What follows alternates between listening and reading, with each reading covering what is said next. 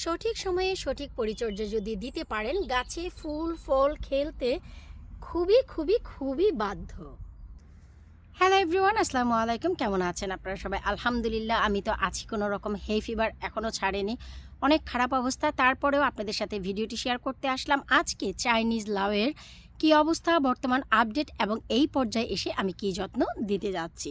আমি জানি যে ওয়েদারের সাথে আমরা কেউই যুদ্ধ করে পারবো না, কিন্তু সঠিক সময়ে সঠিক যত্নটি যদি দিতে পারেন গাছে ফুল ফল আসতে বাধ্য।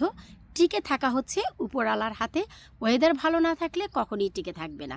তবে হ্যাঁ, গাছে ফুল ফলটুকু যদি আনতে হয় সেই জন্য আমরা সেই ব্যবস্থাটুকু করতে পারি। তো চলেন আজকের ভিডিওতে আমরা জেনে নিচ্ছি সঠিক সময়ে আমাদের কোন কোন জিনিসগুলো করতে হয়।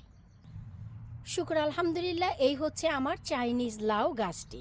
আশা করি আপনাদের মনেই আছে, আপনাদের সাথে নিয়েই চাইনিজ লাউয়ের একটি আপডেট আমি দিয়েছিলাম যে কোন সময় আপনারা চাইনিজ লাউয়ের যত্ন করবেন এবং সঠিক পরিচর্যার পর আপনারা কিভাবে গাছটিকে রাখবেন। এই যে দেখতেই পাচ্ছেন, গতকালকেই আমি কিন্তু আবারও গোড়ার দিকে 9টি পাতা হয়েছিল ফেলে দিয়েছি। 9টি পাতা ফেলে এই যে এখানে আমি লিকুইড পটাশিয়াম যে খাদ্য, সেই খাদ্যটি দিয়ে দিয়েছি। সেই ভিডিওটি করা হয়নি কারণ অনেক বেশি ঝড় বৃষ্টি আপনারা সবাই জানেন, তাই কিন্তু হচ্ছে না। এখন আপনাদের সাথে নিয়েই আমি 1G কাটিং করেছিলাম এ গাছে, যেই দিন আমি এই যে গাছে গোড়ার দিকে যত্ন দিয়েছিলাম। সো 1G কাটিংয়ের পর আমার গাছের যে অগ্রগতি আজ আমি আপনাদের সাথে সেটাই শেয়ার করব। আলহামদুলিল্লাহ, এই যে দেখতে পাচ্ছেন এগুলো হচ্ছে সব ছেলে ফুল। কিন্তু আপনারা যদি একটু নজর বুলান এই যে দেখেন, শুধু একটি নয়, এ গাছে কি পরিমাণ চাইনিজ লাউ এসেছে আপনারা কল্পনাও করতে পারবেন না। যত দূর আপনাদের চোখ যাবে, যেহেতু পাতা দিয়ে ভরা, আর আমি একটু কাছ থেকে গিয়ে দেখাচ্ছি, যেহেতু পাতা দিয়ে ভরা আর এই পাতাগুলো ধরলে একটু গায়ে লাগে।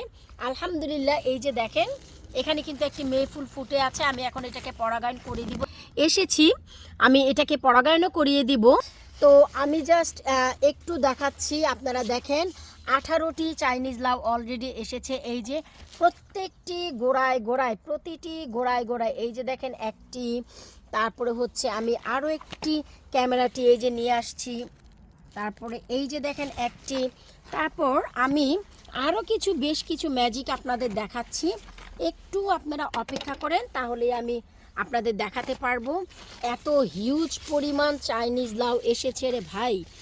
তারপরে এই যে দেখেন আলহামদুলিল্লাহ, এই যে দেখেন আউচ, কাটাগুলো আসলে গিয়ে একদম হাতে গিয়ে লাগে। এই যে দেখেন এখানে হচ্ছে 2টি, এখানে একটি। আমি ওভারঅল 3টি চাইনিজ লাউ নিজে পরাগায়ন করেছি, আর বাকি আমি এখন গুনে দেখলাম যে 18টি চাইনিজ লাউ এসেছে সঠিক যত্ন পাওয়ার পর। সো এখন যেহেতু একটি ফুল ফুটে আছে, তো চলেন সবার শুরুতেই আমরা ফুলটিকে পরাগায়ন করি। সো এখান থেকে আমরা কি করব, ফুল না, এই যে এখান থেকে আমরা একটি ছেলে ফুল এই যে দেখেন নিয়ে নিচ্ছি। আমি অলরেডি 3টি লাউয়ের পরাগায়ন করেছি, যেমন কই পিছনে চাইনিজ লাউটি পরাগায়ন করেছি, ভেতরে আরও 2টি আছে। আর এখন যেহেতু বাহিরে এসে আমি আরও একটি দেখলাম, সো এটার পরাগায়নটি করে দিই, এতে করে অনেক ইজি হবে। পরাগায়নটি আর কিছুই না, এই যে দেখেন আমি ছেলে ফুলটি নিয়েছি, সাইডের পাপড়িগুলো ফেলে এখন এই যে মেয়ে ফুলটি শুধু এভাবে আলতো করে একটু আপনাদের লাগিয়ে দিতে হবে। এই যে দেখেন জাস্ট এটার ভিতরে যে পাউডার, ওই একটু কাছ থেকে আমি দেখাচ্ছি, আপনারা দেখেন ওই যে দেখেন এই যে পাউডার, সেই পাউডারটি আপনারা কি করবেন, এই যে এখানে লাগিয়ে দিবেন। ব্যাস এই ফুলটা এখানেই রেখে দেন, এটার আর কোনো কাজ নেই। এই যে দেখেন এখন এই যে ফুলের পাউডার, এই পাউডারটি যদি মৌমাছি এখানে বসে আবার ওইখানে বসে, ডাবল পরাগায়ন হয়ে গেল, এই আর কি। তো এখন আপনারা নিজেরাই দেখলেন যে সঠিক সময়ে যদি সঠিক যত্ন দিতে পারেন তাহলে আপনাদের কিন্তু লাউ কুমড়ার কোনো অভাব হবে না। আলহামদুলিল্লাহ, এই যে দেখেন মাথায় কিন্তু লাউ এসেছে। এই যে দেখেন 18টি চাইনিজ লাউ এসেছে এইটুকু জায়গায়, এইটুকু গাছে। আর এই যে লাউ, এই লাউটি আমি পরাগায়ন করেছি। আরও বেশ কয়েকটি লাউ ওই পেছনের দিকে, আমি এখন যেতে পারছি না, ওগুলো আমি পরাগায়ন করিনি, কিন্তু কিছুটা বড় হয়েছে। তা এখন আমি যে কাজটি করব, এই সময়ে গতকালকে এসে আমি নিচের দিকে পাতাগুলো কেটে দিয়েছি এবং মাটি খুঁড়ে পটাশিয়াম দিয়েছি, লিকুইড পটাশিয়াম। যেন দ্রুত হারে এখন এই ফলগুলো একটু বড় হয়ে যায়। কারণ লিকুইড পটাশিয়ামের ভিতরে আপনার কিছুটা ফসফরাস থাকে। আর এখানে টিএসপি লিকুইড যেটা, সেটা আমি দিব হচ্ছে আগামী সপ্তাহে। কারণ মাত্র যেহেতু চাইনিজ লাউগুলো আপনার মাথা গোজা দিয়ে দাঁড়িয়েছে, এই যে দেখতে পাচ্ছেন মাথা গোজা দিয়ে যেহেতু দাঁড়িয়েছে, সো আর একটা সপ্তাহ দিতে হবে এরা যেন একটু খেলতে পারে। তারপর এখানে আপনাকে দিতে হবে টিএসপি, ট্রিপল সুপার ফসফরাস। এতে করে ফলগুলি খুব দ্রুত হারে বড় হয়ে যাবে এবং খাবারের উপযুক্ত হয়ে যাবে। যেহেতু ওয়েদার এখন অনেক খারাপ যাচ্ছে, আপনারা সবাই জানেন, তাই একটি দুটি ফল বানিয়ে যদি খেতে পারেন মন্দ কি। সো এখন আমরা যে লিকুইড পটাশিয়াম দিয়েছি গতকালকে, এটাকে অ্যাক্টিভ করার জন্য আমি যে জিনিসটি ব্যবহার করতে যাচ্ছি এখন, সেটা আর কিছুই না, সেটা হচ্ছে এই যে দেখেন ম্যাগনেসিয়াম সালফেট, যা আমাদের সবার বাগানে রয়েছে। সো এখন আমি কি করব, এই প্রত্যেকটি পাতায় পাতায় এই যে দেখেন ম্যাগনেসিয়াম যে সালফেট সেটা দিয়ে দিচ্ছি। এটা হচ্ছে আর কিছুই না, অ্যাপসম সল্ট। এখন বলতে পারেন যে এই সময় কেন আমরা অ্যাপসম সল্ট দিব, যেহেতু গতকালকে আমি পটাশিয়াম দিয়েছি, তাই সেই পটাশিয়ামকে অ্যাক্টিভ করার জন্য আপনাদের লাগবে হচ্ছে এই ম্যাগনেসিয়াম সালফেট। কারণ এই ম্যাগনেসিয়াম সালফেটের কাজই হচ্ছে সূর্য থেকে, আলট্রাভায়োলেট রশ্মি থেকে এরা হচ্ছে যে ভায়োলেটটি নিয়ে আসে, সেটার কাজই হচ্ছে এই যে, সেই কাজ কে করবে, সেটা হচ্ছে করবে এই ম্যাগনেসিয়াম সালফেট। এর কাজই হচ্ছে যে আলট্রাভায়োলেট রশ্মি থেকে এদেরকে খাদ্য এনে দিবে, যার কারণে গাছের পাতার যে কালার, গ্রিন কালারটি অক্ষুণ্ণ থাকবে, যার কারণে গাছের ফুল ফলের কালার এবং সাইজ অক্ষুণ্ণ থাকবে, বিকলাঙ্গ হবে না। এই ম্যাগনেসিয়ামের কাজই হচ্ছে গাছের কালারকে ধরে রাখা এবং ফুল ফলের যে নিজস্ব কালার সেটাকে ধরে রাখা, এটাই হচ্ছে ম্যাগনেসিয়ামের কাজ। সো পটাশিয়াম শুধু এমনি দিলেই হয় না, পটাশিয়ামের সাথে আপনাদের দিতে হবে এই যে ম্যাগনেসিয়াম সালফেট, তাহলে গিয়ে পটাশিয়াম অ্যাক্টিভ হবে।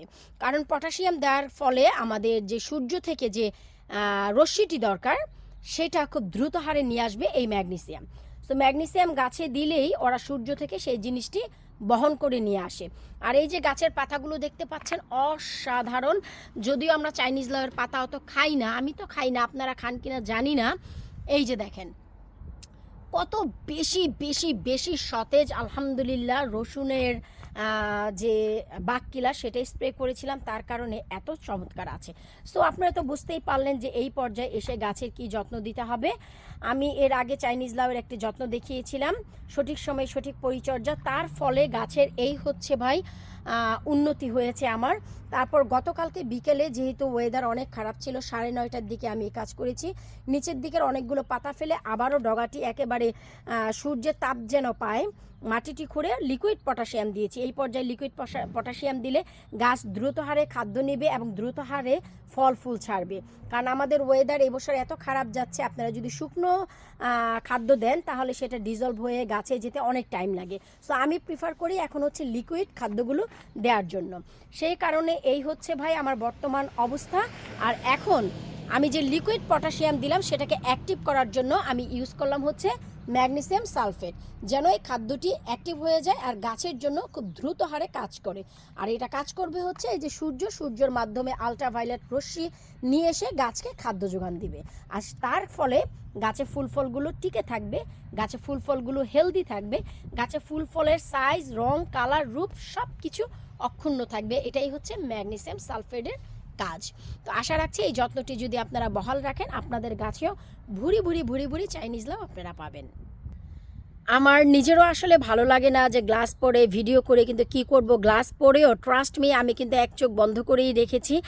আর আশা রাখছি আজকে এই ভিডিওটি আপনাদের ভালো লেগেছে। কার কেমন লাগলো ভিডিওর নিচে কমেন্ট করে জানাবেন। কোনো যদি প্রশ্ন থাকে অবশ্যই আপনারা আমাকে প্রশ্ন করবেন, ভিডিওর নিচে কমেন্ট করবেন, উত্তর দিব। সঠিক সময়ে সঠিক পরিচর্যা দিতে পারলে গাছে গাছে ফলের কোনো অভাব হবে না। আশা করি দেখতেই পাচ্ছেন ঠিক এভাবেই আপনাদের গাছেও ঠিক এভাবে ফল খেলবে, এইটুকু ট্রাস্ট রাখতে পারেন। তো বিদায় নিচ্ছি এই ব্লগে, পরবর্তী ভিডিওতে আবারও দেখা হবে।